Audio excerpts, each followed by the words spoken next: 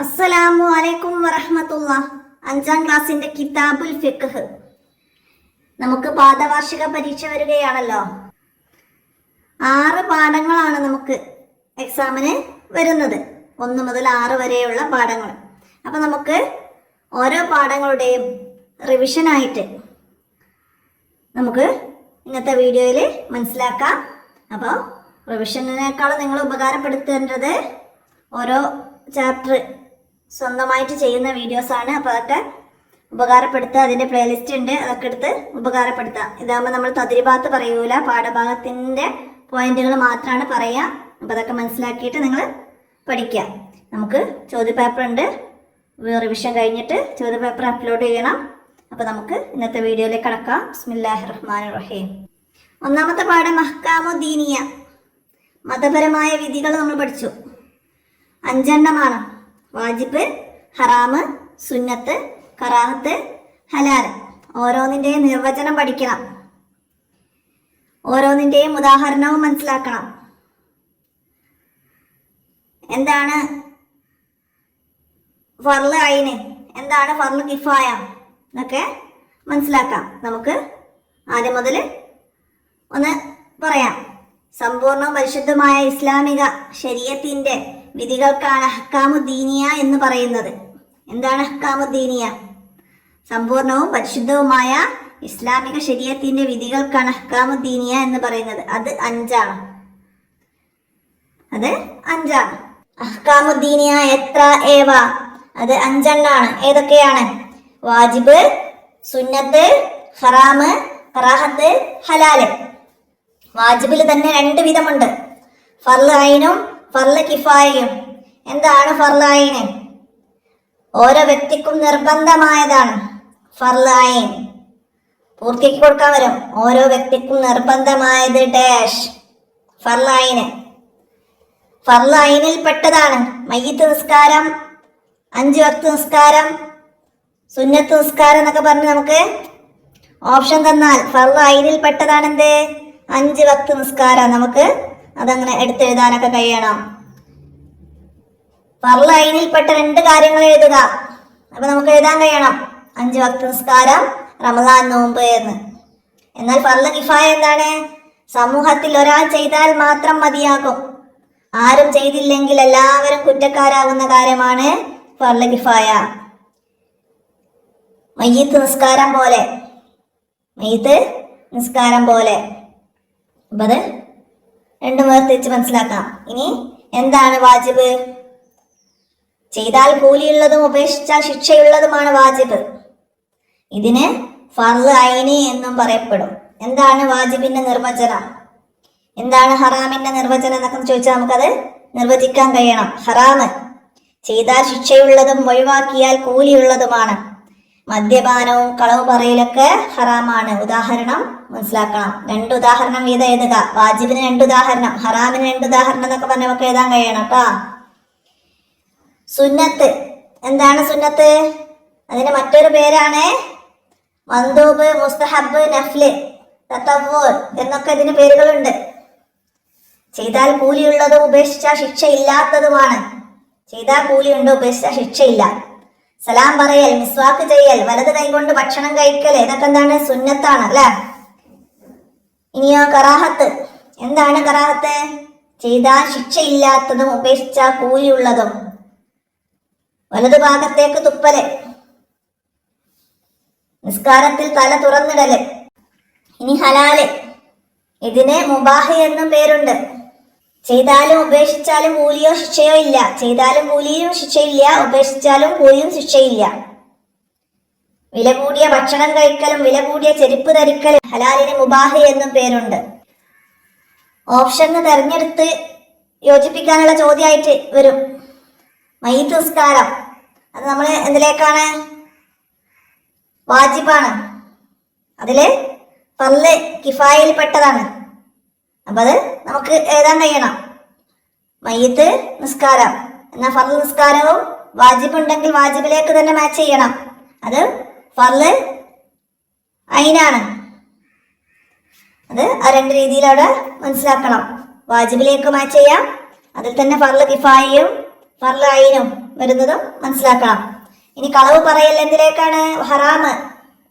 അങ്ങനെ ഓരോന്നിന്റെയും ഉദാഹരണങ്ങൾ മനസ്സിലാക്കി നമുക്ക് മാച്ച് ചെയ്യാൻ കഴിയണം. തദ്രിബാത്തിൽ വന്ന ചോദ്യങ്ങളൊക്കെ മനസ്സിലാക്കാം. അതുപോലെ നമുക്ക് ചോദ്യം വരും, ഫർള് ഐൻ എന്നാൽ എന്ത്? എന്താണ് ഫർള് ഐന് ഒക്കെ നമ്മൾ പറഞ്ഞു. ഓരോ വ്യക്തിക്കും നിർബന്ധമായതാണ് ഫർള് ഐന്. അപ്പൊ അങ്ങനൊക്കെ എഴുതാൻ കഴിയണം. നിർവചിക്കുക എന്ന് പറഞ്ഞാലും അത് എന്താന്ന് മനസ്സിലാക്കി എഴുതുകയാണ് വേണ്ടത്. ഇത്രയാണ് ഒന്നാമത്തെ പാഠത്തിൽ മനസ്സിലാക്കാന്. ഇനി രണ്ടാമത്തെ പാഠം അഹമ്മിയത്തു സ്വലാം,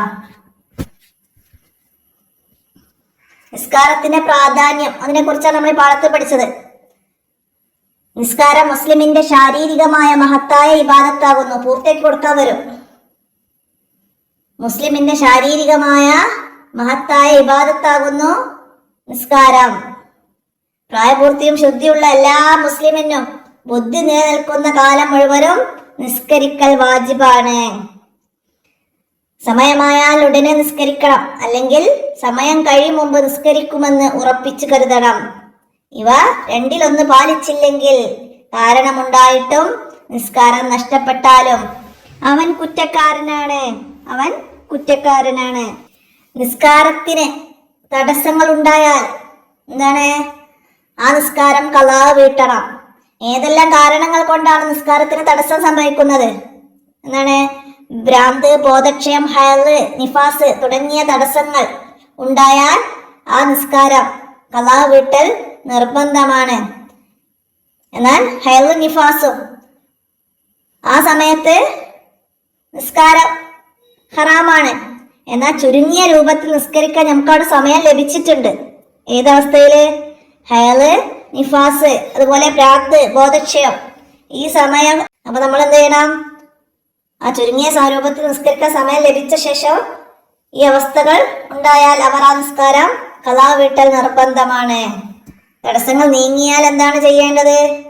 ഒരു തക്ബീറിന് സമയം മാത്രം ബാക്കിയിരിക്കെ തടസ്സങ്ങൾ നീങ്ങിയാൽ ആ നിസ്കാരവും അതിനു മുമ്പുള്ള നിസ്കാരവും ഇതോടൊപ്പം ജംആക്കപ്പെടുന്നതാണെങ്കിൽ അതും നിസ്കരിക്കൽ വാജിബാണ്.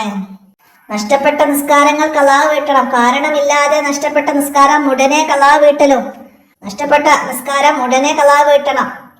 എന്നാൽ ആസന്നമായ നിസ്കാരം ഖളാ ആകില്ലെങ്കിൽ അതിനേക്കാൾ മുന്തിക്കലും നിർബന്ധമാണ്. അനിവാര്യമായ ഭക്ഷണം, ഉറക്കം, ജോലി പോലുള്ളവക്കല്ലാത്ത മുഴുവൻ സമയവും നഷ്ടപ്പെട്ട നിസ്കാരം ഖളാ വീട്ടാൻ ഉപയോഗിക്കണം. അനിവാര്യമായ ഭക്ഷണം, അതുപോലെ ഉറക്കം, ജോലി, നമ്മൾ ഉറങ്ങേണ്ട സമയമുണ്ട്, അതുപോലെ ജോലി ചെയ്യേണ്ട സമയമുണ്ട്. ഈ സമയത്തൊക്കെ എന്താണ്? കഴിച്ച് ബാക്കി എല്ലാ സമയത്തും നമ്മൾ നഷ്ടപ്പെട്ട നിസ്കാരം ഖളാ വീട്ടാനാണ് ഉപയോഗിക്കേണ്ടത്. അപ്പൊ പാഠഭാഗം നന്നായി മനസ്സിലാക്കുക. നമുക്ക് പാഠത്തുനിന്ന് ചോദ്യങ്ങള് തദ്രിബാത്തിൽ വന്നതൊക്കെ നമ്മൾ മനസ്സിലാക്കി പഠിക്കണം. നിസ്കാരത്തിനുള്ള തടസ്സങ്ങൾ ഏത്? ഉറക്കം കാരണം നിസ്കാരം നഷ്ടപ്പെട്ടാൽ എന്ത് ചെയ്യണം?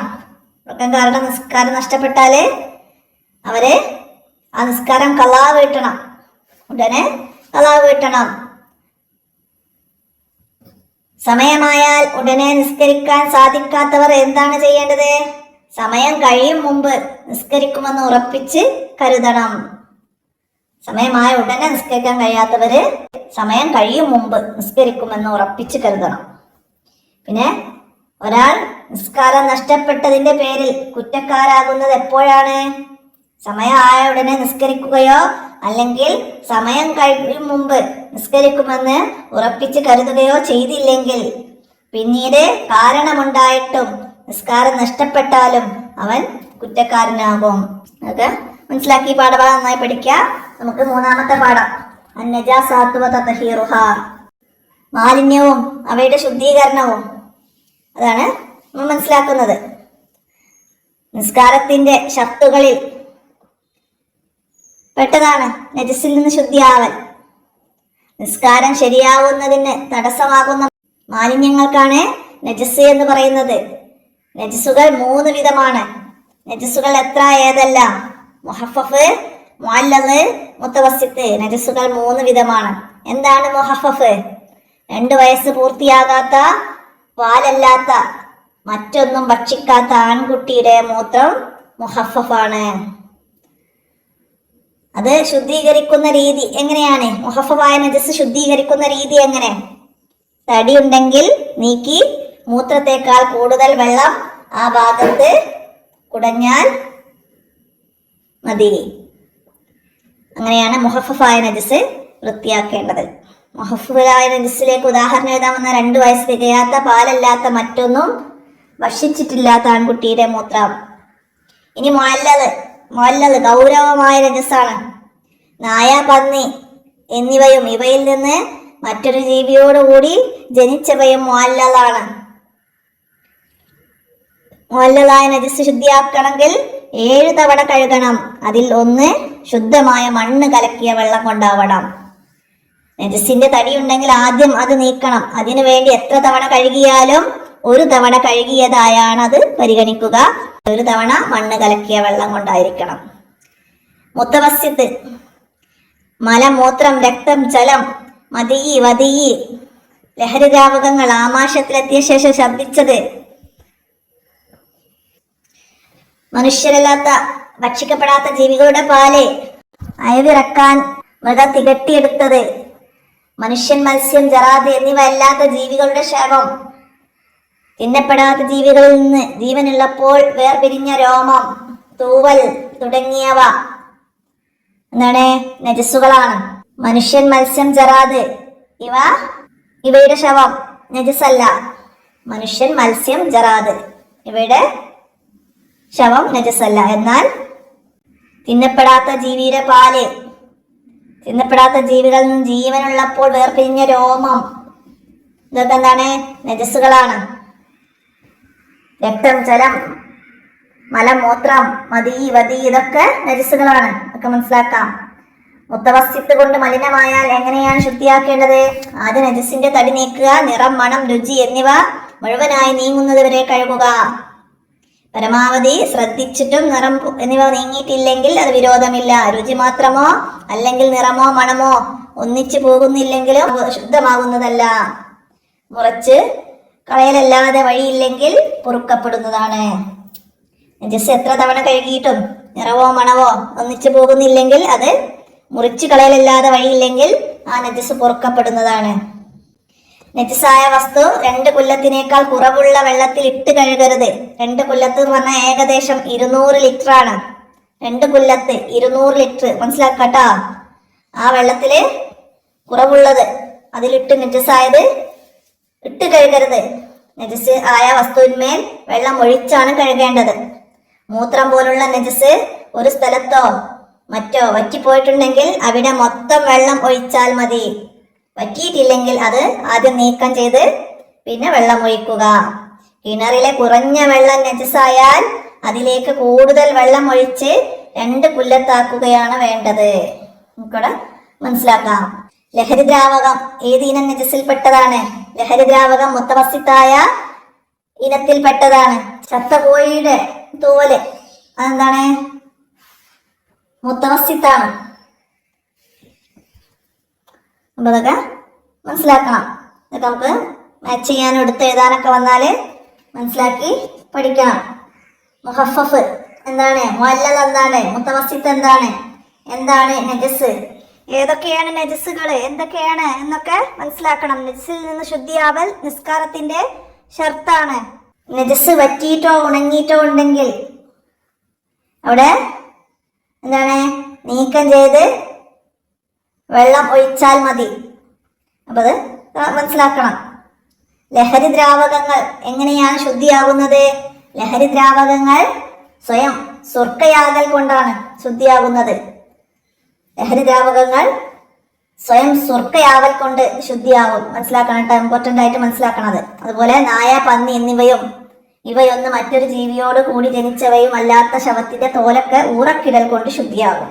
നായയുടെയും പന്നിയുടെയും അവയിൽ നിന്ന് പിരിഞ്ഞുണ്ടായവയുടേതല്ലാത്ത എല്ലാ ശവത്തിന്റെയും തോല് ഊറക്കിടൽ കൊണ്ടാണ് ശുദ്ധിയാകുന്നത്.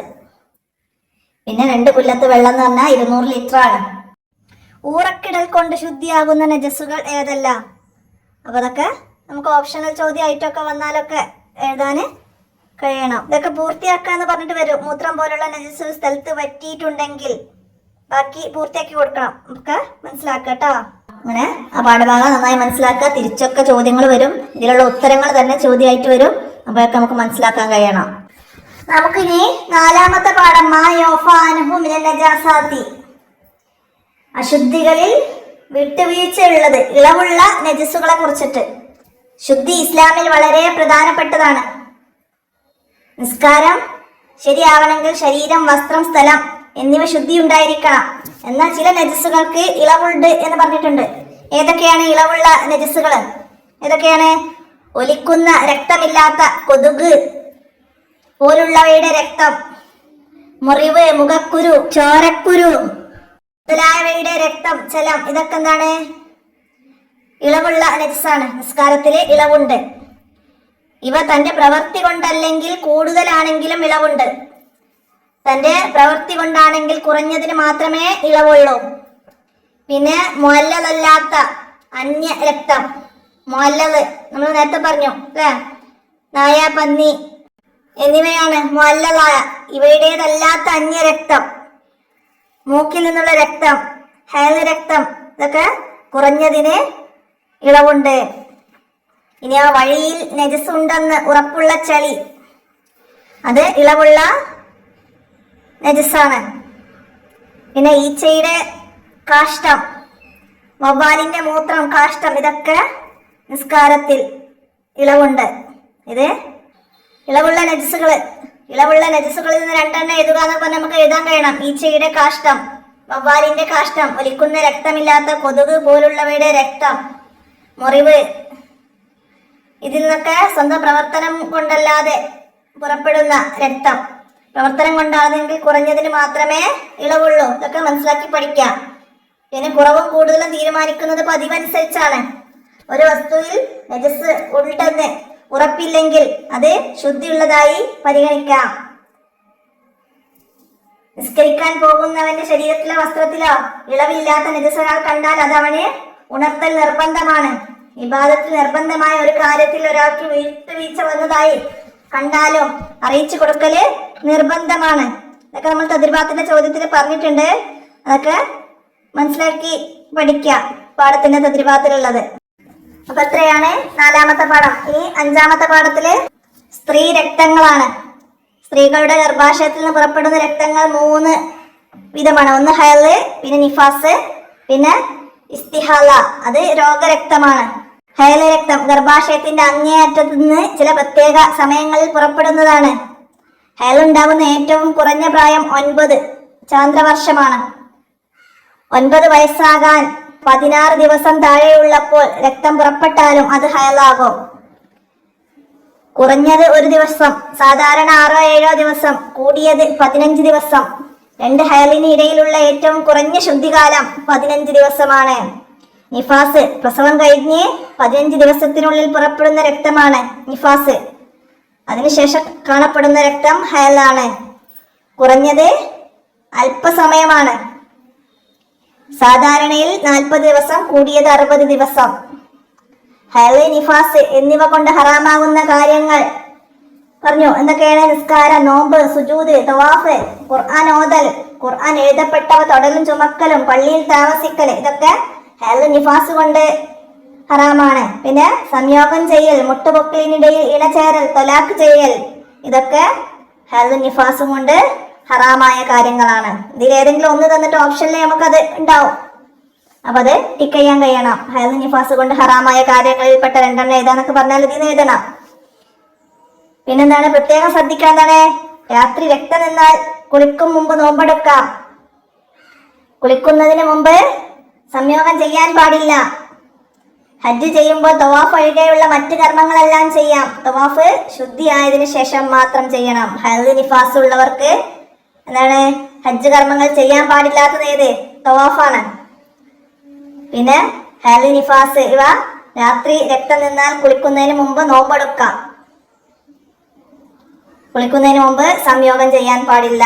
ഇസ്തിഹാല, അത് ഹൈള്, നിഫാസിന്റെ സമയത്തല്ലാത്ത വരുന്ന രക്തമാണ്. ഇതിന് സമയപരിധിയില്ല.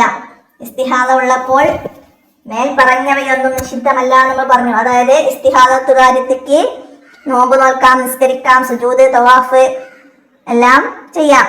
പള്ളിയിൽ താമസിക്കാൻ ഖുർആൻ തൊടലും എടുക്കലൊക്കെ അനുവദനീയമാണ്. അത് ഈ പാഠഭാഗത്ത് നിന്ന് മനസ്സിലാക്കാം. ഹൈലിന്റെ കുറഞ്ഞ പരിധി, കൂടിയത്, നിഫാസിന്റെ കുറഞ്ഞത്, കൂടിയത്, സാധാരണ ഒക്കെ നന്നായിട്ട് ഓർഡറിൽ മനസ്സിലാക്കാം. 2 ഹൈലിന്റെ ഇടയിലുള്ള കുറഞ്ഞ ശുദ്ധികാലം 15 ദിവസമാണ്.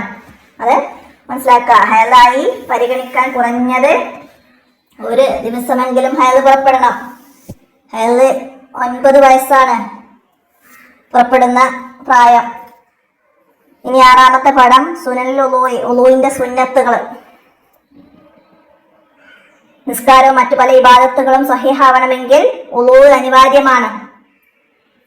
അതിന് ഷർത്തുകളും ഫർളുകളൊക്കെ ഉണ്ട്. അത് പൂർണ്ണതയിലെത്താൻ സുന്നത്തുകളും കൂടി പരിഗണിക്കണം. ഉളൂ പൂർണ്ണതയിലെത്താൻ പരിഗണിക്കണം എന്ത്? സുന്നത്തുകൾ കൂടി.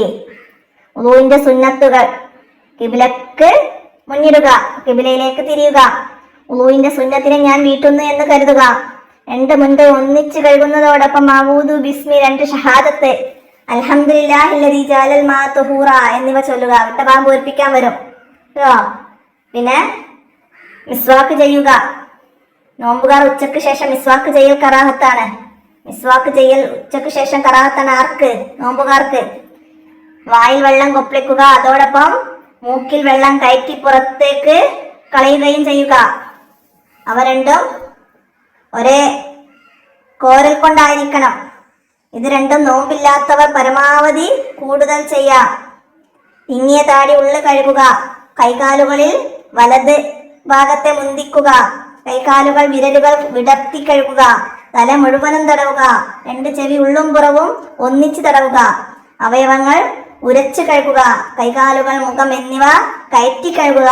മേൽ പറഞ്ഞവയെല്ലാം 3 തവണ ചെയ്യുക.